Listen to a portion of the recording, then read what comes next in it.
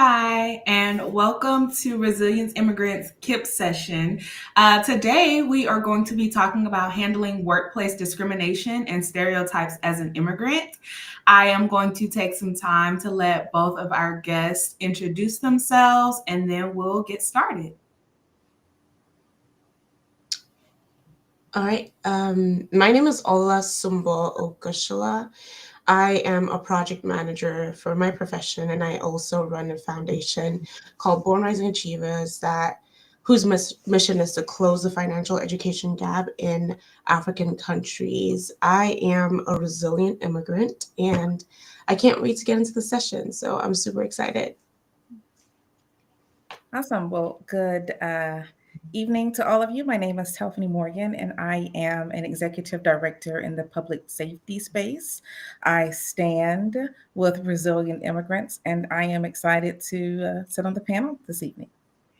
Thank you so much. And I'm excited to get into this conversation as well because there's just so many different aspects of it. And there's so many different ways that we could really dive into this conversation. I know we only have an hour, but I feel like this is one of those conversations that is extensively ongoing, especially with a lot of the things happening now. But it's just one of those things where if we're not having conversations about it, we don't necessarily know how to address it, and we don't necessarily know how to be in community with each other regarding it. So I too am really excited about this conversation. As we know, many immigrants face subtle and direct discrimination in the workplace. It impacts their career growth, confidence, and just overall well-being. So this session is going to provide insights into recognizing, confronting, and overcoming workplace biases, equipping attendees with the tools to navigate professional environments confidently. So, as we keep that in mind, we're going to touch on again recognizing biases, confronting discrimination, empowerment through knowledge, and thriving despite challenges. So let's go ahead and jump right on in so that we can make the most of our time. And I'll go ahead and start with Telfany, and then we can just kind of circle back and forth, like we can popcorn it. I'm going to ask what you think are some of the common signs of workplace discrimination against immigrants. Oh my. I've had an opportunity to work in various sectors, government side, private side, and things of that sort. And so when you talk about, workplace, discrimination, of course, it's not respective of a person, right? It's just kind of all over. So you look at, workplace or discrimination against promotions, right? And they may feel, like promoting this person not necessarily isn't the right thing to do, but may cause, some challenges in the future, right? Then you talk termination, right? Because that person, may be an immigrant, right? You talk about limited access to health care or health benefits. You look at, people think sometimes, immigrants, may pose certain kinds of threats, right? Because I'm in the public safety realm, so there are a plethora of discrimination. Unfortunate, I don't want to call them efforts or issues, but discrimination practices I'll put that are out there that unfortunately immigrants do face. But those are just some of the basics and some of the top that I've seen, and it's unfortunate. Agreed. Yeah, and I really appreciate what you said, Telfany, because honestly, in workplaces today, I think there's different types of microaggressions and different types of spaces that you'll be in.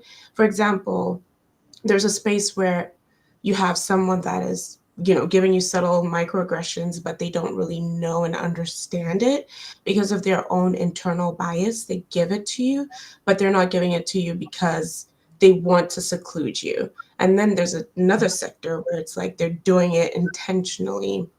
And I think recognizing those subtle comments, sometimes, especially for me when I'm in the workplace, comments about my accent or name or cultural practices and all these things are done. And I work in a company that is in Utah. And in Utah, they're not really exposed like that. So you have to teach them. Most of them come from a good place, not the microaggressions, but they're not intentionally doing it to you, but they just don't know. And just these subtle things, you just have to also go back and be like, hey, I didn't like that you said my name like this, or this is not how you correctly pronounce my name. This is how you do it. And also, you have these things where they assume because you can speak other languages or because of your accent, it's also correlated to your intelligence. So, just listening for cues like that where, they just don't, they brush over your name without trying to say it properly, and also just trying to attack you intellectually because of your accent. I think those are the subtle cues that I would try to pick up on. Wow. If And I could, can I piggyback a little bit? Yeah. And so it's interesting that you mentioned the name pronunciation, because of course my name is not common. And I think I experienced the exact opposite, right? People will try to pronounce my name and versus not trying to pronounce it, and they butcher it just the same. And so I think I feel a little bit of the same, almost frustration, because it's like you've tried to pronounce my name without even asking me, how to pronounce my name. And so, it's almost like that's a little insensitive to me, right? Because my name could have a meaning, and so that's interesting that you mentioned that, and thank you for bringing that up. Yeah, yeah, 100%. yes, I put a pin in that. That's the one I was ready to respond to, was the name and the accent actually. Mhm. And even myself, I stand with resilient immigrants. Neither am I an immigrant, and also my name. It seems it's really only 5 letters. It seems as if it wouldn't be, but it's been a common thing since I was a kid. And there's this level of excitement that I get when people pronounce it the right way on the first time, and I feel like that's only an appreciation that other people can feel who kind of can relate, right? And also it leads to certain levels of discrimination, right? Mhm. And one of the reasons why I was named this way is because it's a name that doesn't identify gender, which is another form of discrimination when we're talking about names. And also, I'm glad that you mentioned accent as a common sign of workplace discrimination, because that leads into my next question as we're talking about progression, right? Progression for immigrants, and how things like our accent or our name could possibly prevent progression or promotion in the workplace. And you can still stay on that topic, or you can add any other parts where you feel like, how do you feel stereotypes can affect career progression for immigrants? Yeah, so I think stereotypes are they're very, very, very dangerous. And we all have, implicit biases or biases. The way we grew up is very different. Everybody grew up in a different culture. Everybody grew up differently. And as we're growing up, we picked up on these subtle biases that we just automatically, if I see this type of person, I associate them to this type of word. And that is very dangerous, number one. The first thing for progression on my side is recognizing and admitting to yourself that you do have a bias. Everybody has a bias. Once you recognize that you have a bias, knowing that, okay, if I see this type of person and the first thing in my head is, okay, it's associated to this. For example, going to give you a very interesting example, but some people, when they hear, oh, you're Nigerian, they think, okay, scammers, like, are you going to scam me and stuff like that? But it's okay if you hear that and that's your first thought. It's okay, recognize that that's your first thought, but then you have to immediately eliminate that from yourself. You don't know who this person is, so try to get to know the person before jumping into that conclusion. Yeah, so I'll add on to that, right? So, when you talk about progression and you talk about stereotypes, when you look at, what's been put out there in reference to immigrants and stereotypes. They say, oh, immigrants are scary, or oh, immigrants create more crimes, or oh, immigrants are taking our jobs, right? And so that really and truly hinders their ability to progress from the very beginning, because it's like you're not even giving them an opportunity from the start. And unfortunately, that's what a stereotype does, right? It paints a perspective. The perspective, could be totally false, but it hinders the progression. And so knowing that they're starting off with a hindrance in their phase of progression, I think gives them that little bit more of tenacity. So I just, I applaud, all immigrants who are really and truly doing the best that they can to progress forward, because from the very beginning, I think they're put at a disadvantage. So that's the most that I can speak to from it. Again, I've worked, across all platforms, and I've seen, some of those very same stereotypes, and it's unfortunate, but I think that with time and with knowledge and intelligence, we can overcome as much as possible. So.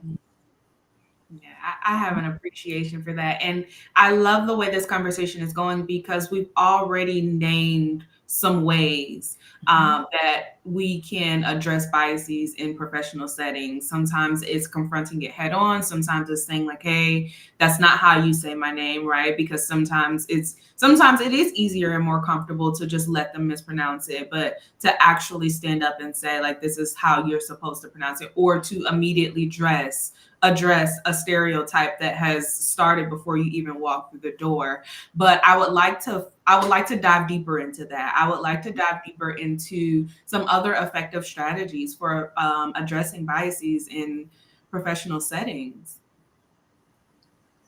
Yeah, so just going back a little bit to the name situation, the first thing that I tell people, well, when we're having these type of discussions, is that I don't expect you to say my name as it was traditionally given to me. I just don't expect you to say it the exact same way, because if you didn't grow up with the language, if you didn't grow up in my culture, you cannot get it right. But try your best to say it. And that's why when I introduce myself, I I kind of enunciate, that's the word that I'm looking for. Enunciate my words really slowly. So Olasumbo, so that you can get it, because before I used to just be like Olasumbo, and they're like, oh, well, I'm lost. But then, trying to pronounce it like very slowly so that they can be able to get it. Now, in the workplace, you as a person, you standing with immigrants, in order for us to kind of push forward, not just recognizing these things in the workplace, also advocating for people that are going through these things in meetings. I know that, we have been in those meetings where there's that one person that is treating the other person very interesting. And we know there's just microaggression going on, but nobody says anything.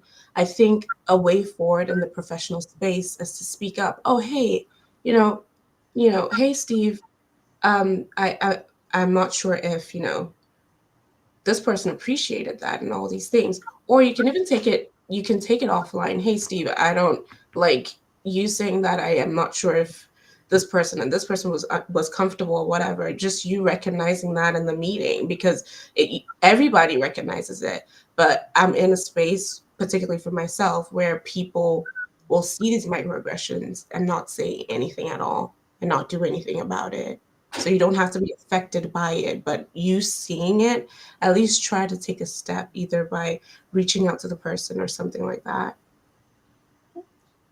Yeah, and so I think in the workplace, there are more people than not that are guilty of um, taking confidence as a threat, right? And so I think they see if someone is confident, and if it happens to be an immigrant that's confident because they are true to themselves, they know who they are, they know what they know, because they fought to get to the level that they're at, people may take that as arrogance, or people may take that, and again, somewhat of a threat, and which it's not, right? Because that's just if I've studied engineering, or if I've studied in the medical field, and that is what I want to do and who I want to be, I'm going to be confident in that space. And so again, I think in the workplace, they take that intelligence or that level of confidence and they make it something that it's not. I think also in the workplace, we tend to, and I say we, and I'm speaking in general terms, but I think we tend to think people are familiar with certain things that they're not, right? And so, for example, I may speak a certain language, or I may use several acronyms, expecting other people to know what they are when sometimes they don't. And so I think if we were a little bit more cognizant of our ways and what we're doing, it would lessen, um, you know, some of the tension that's in the workplace unnecessarily. I like that. So I'm hearing a lot of intentionality. I'm hearing a lot of advocating and awareness, right? Like kind of taking ourselves out of our own individual bubble and like genuinely being present while we're around our peers. And I think that those are vital pieces. Well, and to be honest, I know we're talking about workplace, but these are skills that we should be taking out into our community because it goes beyond that, right? Like we're in the grocery store, we're, in different places where we can recognize these things happening, and still just kind of remaining a bystander because we are, individualized. And so I like the transference of these skills that we're discussing, specifically that advocacy piece. And so I want to lean into how can immigrants report discriminatory practices without fear of retaliation. Like I like the stance of advocacy, whether it's offline or in the group itself, and also like what other ways do you guys feel that people can be able to report these practices without feeling as though the weight of their job is going to depend on them actually standing up for their peer or standing up for themselves. So, I wish that when people say you can report things unanimously and it can remain anonymous, Mhm. that truly meant anonymous, but it does not. So I kind of feel like, if you have to report something and if it gets to the level that it needs to be reported, I feel like you should just stand in it, right? And you should just say, hey, look, I am reporting this and this is the reason why. And I think that truly would carry more weight than reporting it anonymously. Because if you report it anonymously, then the person who's committing whatever it is to you may feel like, what, hey, nobody's going to, come after me. But if you do report it to, whatever reporting agency because of whatever you're reporting to, I'm not going to get into specifics, right? But my comment here is if you have to report something, I'm just going to say stand on it. Yeah. Yeah, I definitely agree with that because right now I work in a, like I mentioned, I work with a healthcare company based in Utah, and the diversity is zero point 0, I think one, or it increased to 3% in 2024, I think, of minorities in the company. So that includes every other minority race, not just, Black people. And it becomes a little bit more difficult to report it if there is, because they don't, you have people in these departments that won't necessarily understand. Usually my route is I have, and I think everybody in this company also, we don't really mention it, but we do. We have an ally. So I have this person that is an executive in a high position who is, the same race as I am. The first thing that I do is to go to her to get guidance on it. And usually her strategy is, okay, this happened. I get this happened. Now let's talk to your manager about it. Your, whoever is the supervisor, and say, hey, I was uncomfortable when this was said or that was said or how it's being addressed. See what he has to say about it. If he doesn't have much to give you, or he's not giving you, much of the next steps to take or any other thing, then go to your HR. And most likely, like you said initially, Telfany, it's not really going to be anonymous. They will know who reported it, especially if you're in that type of space. Everybody would know who reported it. So might as well speak to your manager, go to HR, and see how they can address it. And if they can't address it, like the next best bet, like you've done your own, homework, you've done your steps, and hey, you might have to look for a different company that can accommodate you. And one thing that I'm grateful for about this company is that, they're willing to move forward, they're willing to change, they're willing to understand and have these type of conversations. And what I do with my team is we have a team building activity every single Friday. So we have a team building activity where we get to know each other on a fundamental, base, where there was this conversation that just sparked up about genocide. And even though it's a very delicate topic, at least somebody brought it up. Even though we didn't expound or discuss on it, that's something you can marinate and think about. So yeah. Wow, I love that. I absolutely love that. Two huge points. Stand on business, stand on your business, and also find an ally. Well, actually, I'm going to add a third one in, and that's being in alignment with the values of an organization. And I know that last one is a little bit difficult, right? Especially when you're job searching and sometimes you feel like, you have to remain at a certain place for different life reasons, right? And I understand that piece, and I also understand the importance of our own mental and physical well-being, and the value of being in a workplace where you feel like they will take up for you, right? Like even if they do know if something happens, but just understanding that the organization is willing to adapt to things that need to change and things that need to happen, whether it's policy, whether it's open conversations. So there's a value in those top three things. And so as we're talking about addressing workplace discrimination, let's talk about the legal rights that immigrants have. What legal rights do immigrants have in combating workplace discrimination? I will let Telfany speak on that because to be honest with you, I'm not even aware of some of the legal rights. And I was going to yield to you. I honestly can't answer that. I can, probably fumble something, but I would honestly just not be comfortable with what comes out. So, And that's okay. That's okay. Because you know what? That lets us know it's a topic of conversation. That lets us know it's a need, right? sure, That sure. lets us know that, because I myself, I don't know. And to be honest, I can't even off the bat name legal rights that I have just as a Black woman in the workplace, if I'm being honest. Yeah. So, these type of moments let us know, like, okay, these are key points that we ourselves in our community needs to know. Because I imagine the listeners are probably tuned in like, oh yeah, I'm ready.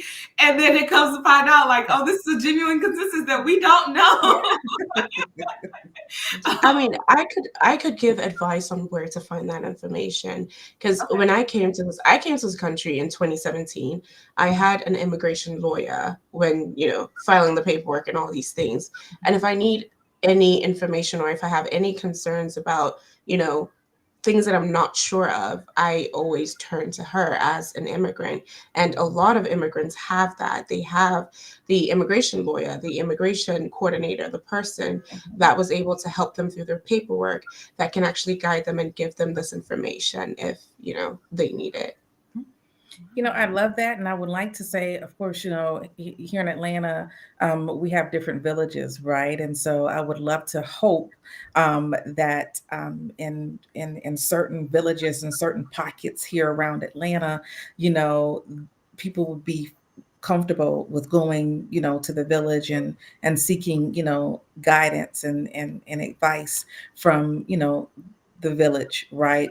Because there's got to be somebody within, again, one of those little pockets that has been through it or is going through it or knows somebody, who has gone through it themselves. And that that great guidance could possibly lead, at least get the ball rolling and get them on the right path forward. So, That Yeah. was good. That was good. The key there is not to isolate, because I feel Mhm. like that could be what happens in a lot of instances where like it's like, well, I'm not trying to ruffle any feathers. I also just don't know where to go in general, so I'm just gonna isolate it, put it in a box, set it to the side, and just go through the motions. So I really, really like that. Seek information. Go out, ask somebody, even if it's your neighbor might know someone. So, I really appreciate that advice, and taking it back to whether or not there's an ally that you have at work. And so this question I know for sure we can lean into about how employers can create more inclusive environments for immigrant employees. We've talked about our peers being able to advocate. We've talked about having allies in leadership. We've talked about being able to have moments of like team building where we're bringing up those uncomfortable conversations. And so, are there any more ways that you feel like employers can lean into to create more inclusive environments? yeah, so I think that it would dive into employers really and truly picking up on a strength, right? So like Olasumbo may have a strength or two or three, that I may not have, right? And I may have, one or two or three that she may not have. And so I think it's really and truly getting to the point where the employers take the time to learn and know their employee and their strong points, and then again their triggers or some of their weaknesses, so that they're not putting them into a position or situation that would not set them up for success. And so I think that within itself creates an environment of inclusion, because you're giving them and you're putting them into a space that they're comfortable operating in, they're comfortable being in, and then they can not only be successful, as an employee, but they can in turn make the organization successful. So I think that just really and truly creates a whole area of inclusion that, if adhered to, would really and truly prove to be more beneficial.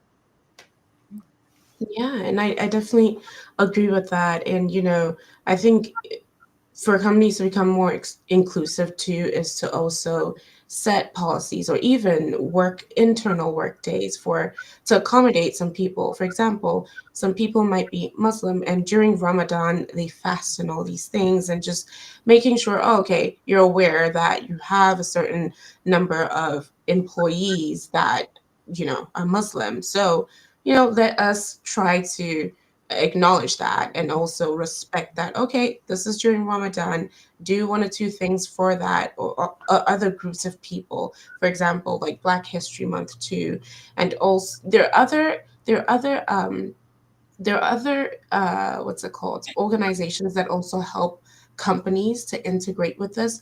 But specifically for immigrants, I think just giving them the opportunity to have that community where it's like, hey, building associations within the company. Hey, immigrants that want to talk about things that they want people in the company to understand, or training that they could recommend for everybody to go through, because at this point it's really a knowledge gap sometimes.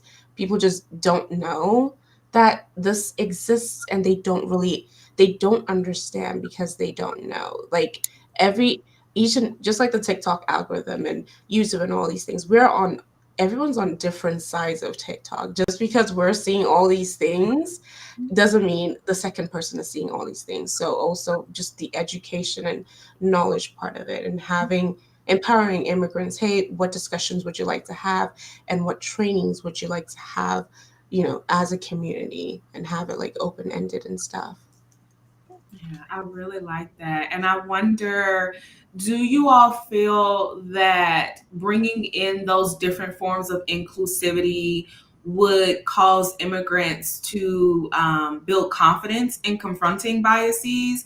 And also, if not, like let's say someone does not work at a place where they feel that their organization or their job is working intentionally to bring in inclusive efforts, how do you think, or what advice would you give to immigrants in who's trying to understand how to build confidence in confronting biases? So that was like a two-part question.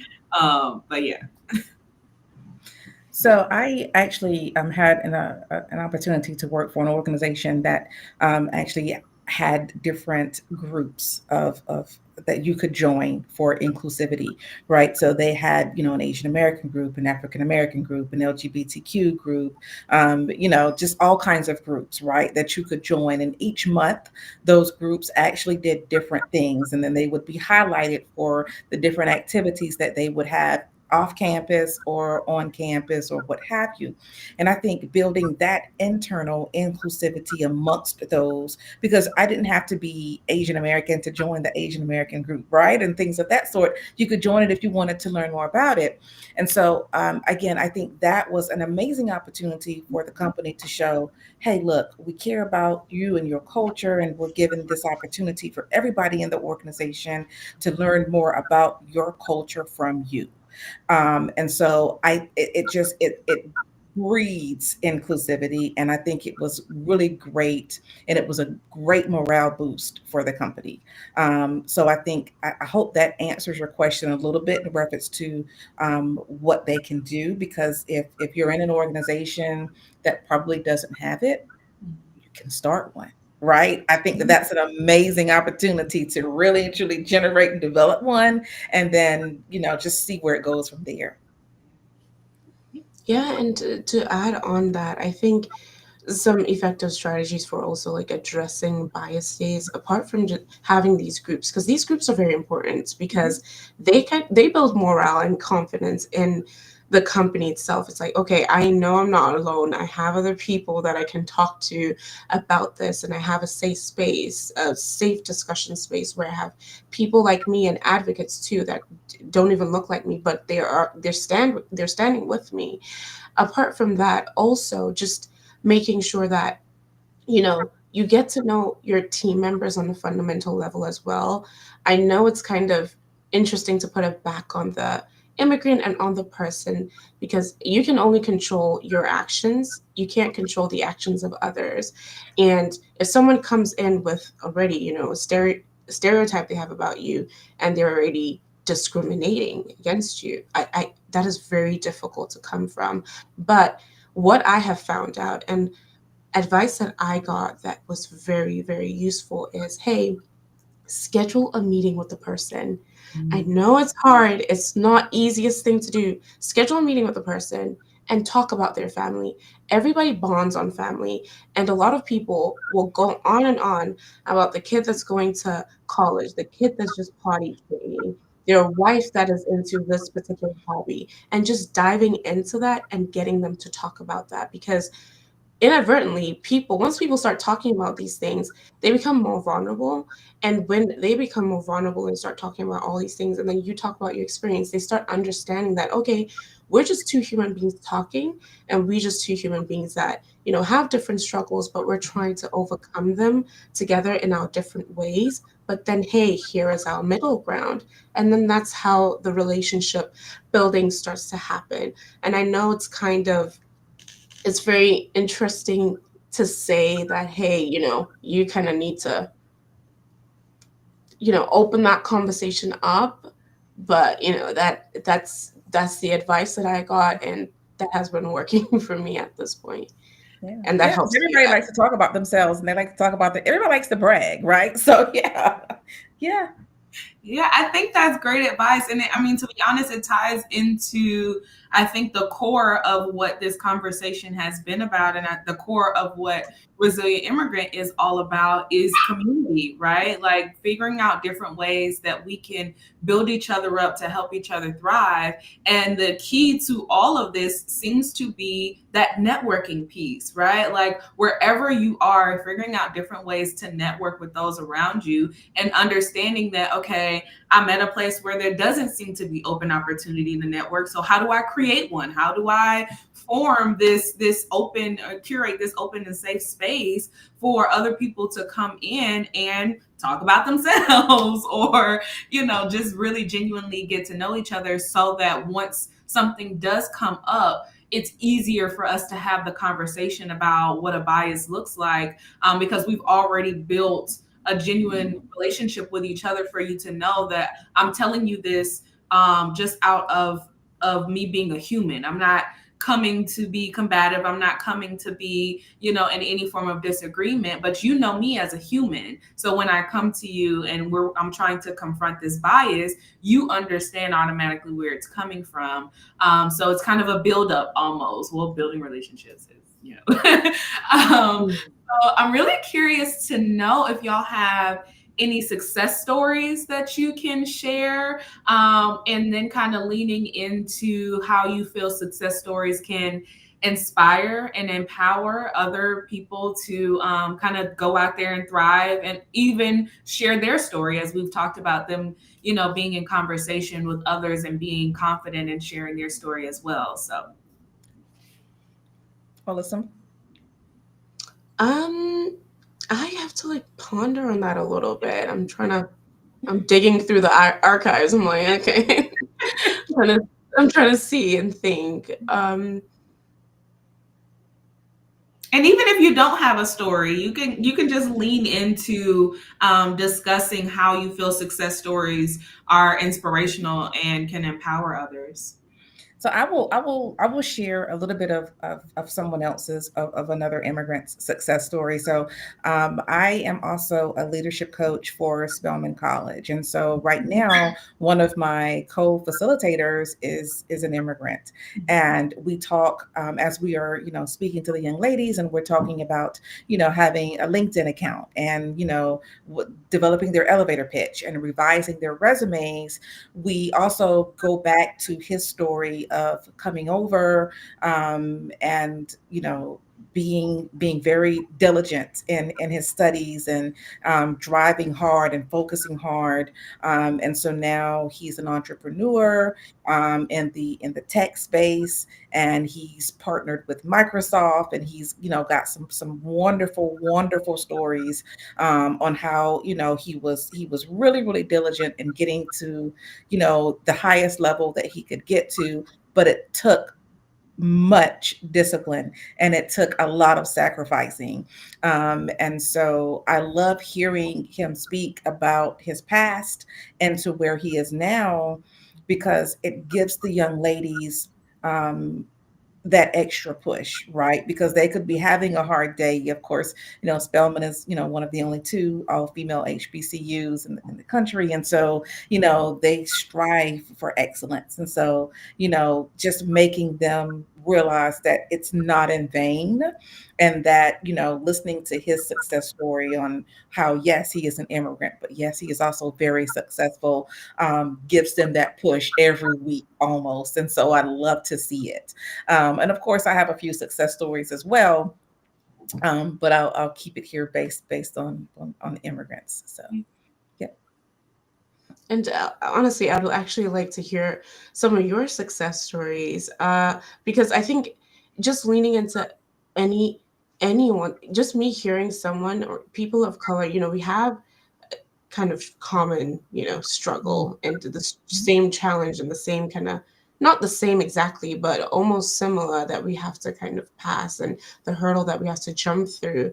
And for me, one of that is, one thing that I know is people of color and immigrants and, wherever, whatever minority group that you're in, one thing that we all have in common is the grit. The grit, the hustle. We are ready to make things happen. We know that the thing will happen, come hell or high waters. It's going to happen because we're going to try. We're going to spend sleepless nights. We're going to do the research necessary in order to get us into that space. And that is one thing people misunderstand about immigrants, is that when we come to this country, we are ready to do anything to get to the place that we want to get to. We are ready to work in McDonald's, we're ready to scrub toilets, we're ready to do any of these things. And the pattern that you hear in a lot of immigrant stories that are the same is that when you come here, there is no ego. It's just humility. I know where I want to get to, and I'm going to do everything, every single thing in my power to get to that space. For me personally, I came from I came from Nigeria. We didn't have the best childhood growing up and all these things. We didn't have money. We came here. I got to McDonald's. I thought McDonald's was the dream. Making $7 an hour was a dream. I'm like, wow, this is a lot of money. My goodness. However, I was put into a space where some of the story is, I think it's by God's grace as well. I was able to get into corporate America without a college degree, or without experience or a certification as well, because of the research that I did. I Oh, did nice. so much research, hours and hours of research, got into a program, got into corporate America, and then I graduated without student loans, because that is one thing I didn't want to drag with me. And my strategy was, got into a full-time position and then leverage tuition reimbursements in corporate. Like, a lot of companies, I think 80% of companies offer that, and people don't know that. And as well as scholarships. The great thing about this country is that there's opportunity left and right, and there's scholarships. And Mhm. my motto that I go by is, you only know what you know, you don't know what other people know, and you need to know what other people know. And I'm going to find out what they know in order for me to get to where I want to get to. So that common theme is that we're ready to hustle. We're ready to get dirty. We're ready to get to where we want to be. So any position that we're in, we deserve to be there because we did the work twice as hard as every other person there. I think that's dead on. I think that's spot on. I agree. I was like, oh, are we done? Because that was I don't know how to go behind that. Yes. That was so well said, honestly. And I agree, right? Like there's one thing that I can say, and that's proximity means the world to me. It means the world to me to consider the people that I am around, because as you say, I am listening and observing everyone that is around me, and that's why I'm so intentional about everyone that's around me, because I'm trying to be immersed in spaces where I'm learning from the people that I'm around. And my beautiful Black people, my beautiful immigrants, like there has not been an instance, I can say recently, where I have been in this space of community and networking where I haven't felt like I left without learning something. And that's because conversation and trying to figure out what I don't know. And so, yeah, that was just absolutely well said. And I love listening to other people's stories, because we don't know what other people are experiencing until they tell their story. And that's why I motivate people to use it, right? It's a part of us, it's a part of our experience. And you never know how what you share is going to influence the next person. We're all domino pieces. Every single one of us is a domino piece. And in order for the other person to be touched, we have to move. So I stand on that. And as we come closer to an end, and as we lean into the understanding that we know that being in this space and being so driven can be a lot, right?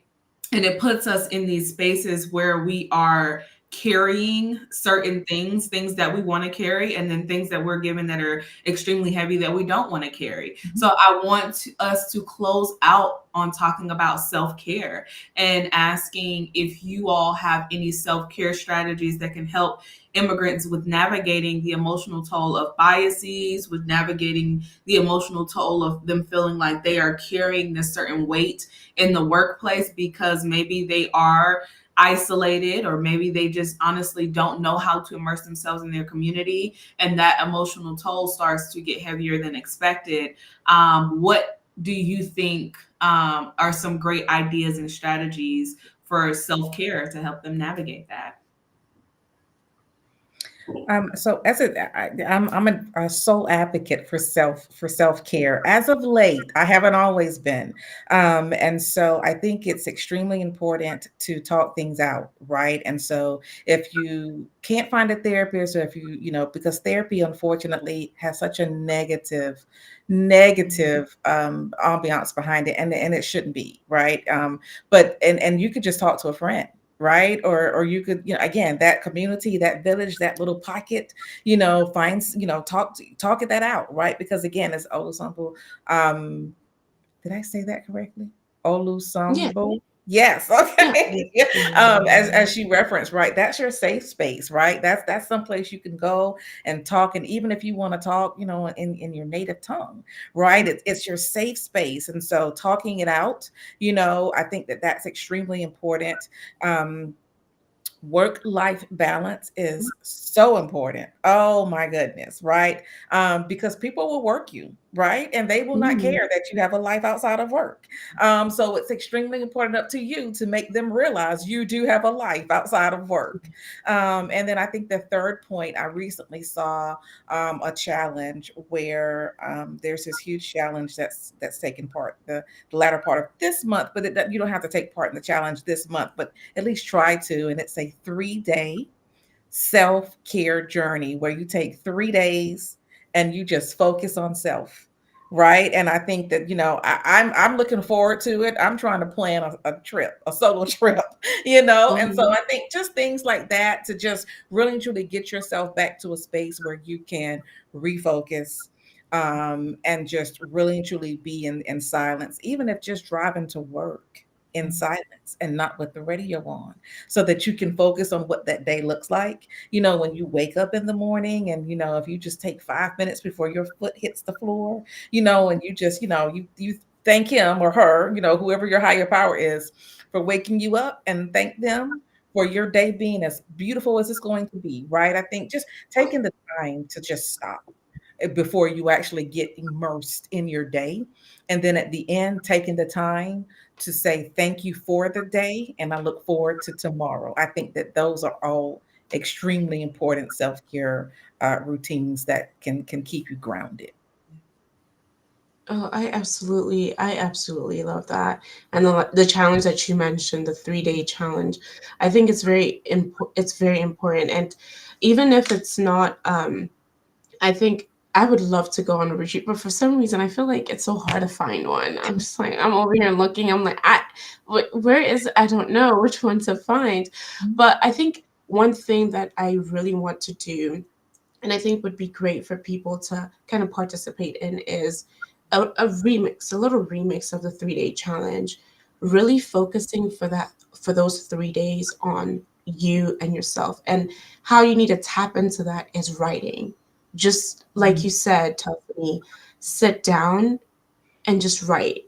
Anything that comes to mind, just write and write and write and just write for those 3 days. Write as much as possible, because I think with writing, you're able to tap into your subconscious mind, and some of the things that you have been thinking of and things that you haven't even thought of that you've wanted to work on, you kind of tap into that and you remind yourself that, okay, hey, this is the time to go and this is the time to start working on it. Because that is how I was able to start some things last year, was because I sat down. I did that for one day, but I sat down and an idea came to me, and I'm like, oh my gosh, let me start acting on it. And then here we are. And it's really just that one decision that would really, really change your life. And as immigrants, I think we're so used to just working nonstop, nonstop. We just have to work. We can't take rest or anything.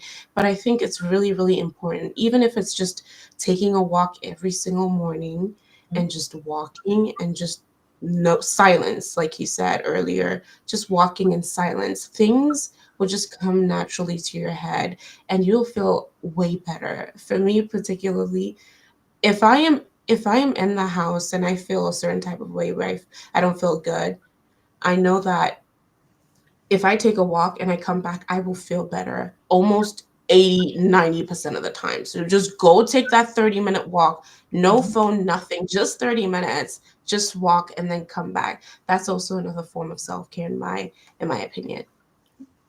Yeah, I love all of that, and I really want to try this 3-day challenge, because I myself, and I was talking to my mom about this earlier this year. Honestly, I said I can't think of the last time that I celebrated myself, and that is Mhm. because it's just on go, on go, on go, and not recognizing there have been small wins and there have been big wins, and I would acknowledge it and just keep going, right? And I also wholeheartedly believe in writing and walking. I'm big on walking, one just for our physical health, but also, like you Yep. said, it clears the mind. Any form of activity, it just does the body so well. And writing is one of those things that many people don't even realize that it helps. Like you could ask somebody like, "Are you a writer? Like, do you journal?" They're like, "Nah." And it's like, well, just try it out because you honestly never know. I myself am a writer. I have notebooks everywhere. Like I have notes everywhere. But I understand how somebody could not be a writer and not necessarily know where to start. So I love the fact that you're saying like, just sit down and just write whatever comes to mind. Just start, just go at it, right?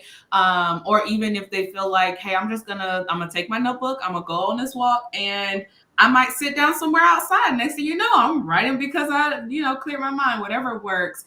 But I love these everyday moments, right? Like sometimes we do wait for the big moment where we feel like, oh, my birthday's coming up, I'll do something then, right? But these everyday moments of being able to take time for ourselves are critical and monumental. So I appreciate you both sharing those, and I appreciate this entire conversation. It has been so fulfilling. It has been so warm. There has been so many different gems. And I know that there's a lot of different things that we're going to be able to take out of this and highlight for the community, right? Like, of course, we want everybody to come in and watch the full live stream, right? But we also want to be able to concise some things and give it back out into the community. So I look forward to being able to take away some of those key points and make it readable for our folks, because this has just been great. And I want to continue the conversation, but I know we're coming up on time, so I'm not even going to do that to y'all. But what I would like is for each of you to say one last time, give us your name, give us a little bit about what you do, and also how people can find you, whether it's social media, website, whatever you feel comfortable sharing. Yeah, I'll let y'all kick it off. I yield. I always let you go first because I kind of, from your points, you always have like I'm Okay. gonna let you So again, my name is Telfany Morgan. I am an executive director in the public safety space. My focal points are crises and emergency management. I have been pretty much all over the world focusing in that area. So I'm here to help you not only before disaster or an emergency happens, but also after it happens, putting your life back together again. Feel free to find me on LinkedIn. My name is Telfany Morgan. Feel free to find me on Facebook. My name is Telfany Morgan, and that's pretty much it. Those two are my pretty. I'm pretty heavy in the social media area in the archaic ways. I'm not a TikToker, so I can't give you a TikTok handle. So that's pretty much it. Oh my God, I love that. You need to be a TikToker. Get it. You don't have to be. You just learn it. But so I love this conversation, and my name is Olasumbo Goshala, and my expertise is based in project management. I have a project management YouTube channel, and also I'm on TikTok called Mastering Project Management. So I teach people how to break into the tech space, into project management without a degree, and even if you're a graduate, I also get you avenues to gain experience. And I'm also a founder of a nonprofit organization called Born Rising Achievers, where we want to close the financial education gap in African countries by providing full ride scholarships to young African adults, because I believe Africa is the future and you have to invest in the youth in African countries because they are our future as well. And thank you so much, Jadon, for moderating this conversation. Telfany, I have gotten some good tips from you that I am definitely going to take away. It has really, really, really been awesome. Thank you so much. Thank you. Thank you both so much. And I hope that you enjoy the rest of your weekend and that we go into this next week feeling thriving and resilient. Absolutely. Thank Yeah, you all so much. Thank you. definitely. Thanks. Bye.